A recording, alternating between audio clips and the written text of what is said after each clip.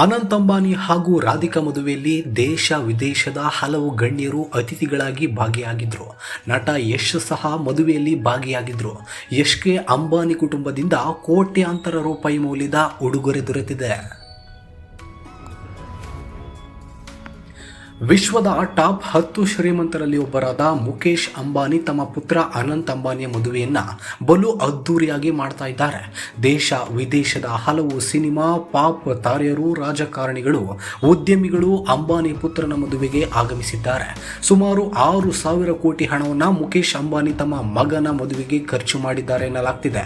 ಎಷ್ಟರ ಮಟ್ಟಿಗೆ ಅದ್ದೂರಿಯಾಗಿ ಮದುವೆ ಮಾಡುತ್ತಿದ್ದಾರೆಂದರೆ, ಮದುವೆಗೆ ಬಂದ ಅತಿಥಿಗಳಿಗೆ ಕೋಟ್ಯಂತರ ಮೌಲ್ಯದ ಉಡುಗೊರೆಯನ್ನ ಅಂಬಾನಿ ನೀಡಿದ್ದಾರೆ. ಕನ್ನಡದ ನಟ ಯಶ್ ಹಾಗೂ ಅವರ ಪತ್ನಿ ರಾಧಿಕಾ ಪಂಡಿತ್ ಸಹ ಮದುವೆಯಲ್ಲಿ ಭಾಗಿಯಾಗಿದ್ರು. ಅವರಿಗೂ ಸಹ ಕೋಟ್ಯಂತರ ಮೌಲ್ಯದ ಉಡುಗೊರೆ ಅಂಬಾನಿಯವರಿಂದ ದೊರೆತಿದೆ. ಅಂಬಾನಿ ಮದುವೆಗೆ ಬಂದ ಅತಿಥಿಗಳಿಗೆ ಬರೋಬ್ಬರಿ 2 ಕೋಟಿ ರೂಪಾಯಿ ಮೌಲ್ಯದ ದುಬಾರಿ ವಾಚ್ ಅನ್ನ ಉಡುಗೊರೆಯಾಗಿ ನೀಡಿದ್ದಾರಂತೆ. ಶಾರುಖ್ ಖಾನ್ ಸೇರಿದಂತೆ ಮದುವೆಯಲ್ಲಿ ಭಾಗವಹಿಸಿರುವ ಎಲ್ಲ ಈ ದುಬಾರಿ ವಾಚು ಉಡುಗೊರೆಯಾಗಿ ದೊರೆತಿದೆ.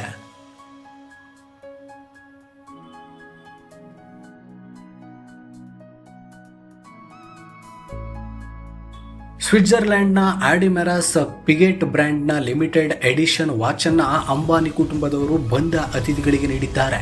ಈ ವಾಚಿನ ಬೆಲೆ ಸುಮಾರು 1.5 ರಿಂದ 2 ಕೋಟಿ ಎನ್ನಲಾಗ್ತಿದ್ದು, ಬಂದ ಪ್ರತಿಯೊಬ್ಬ ಅತಿಥಿಗೂ ಈ ವಾಚನ್ನು ನೀಡಲಾಗಿದೆ.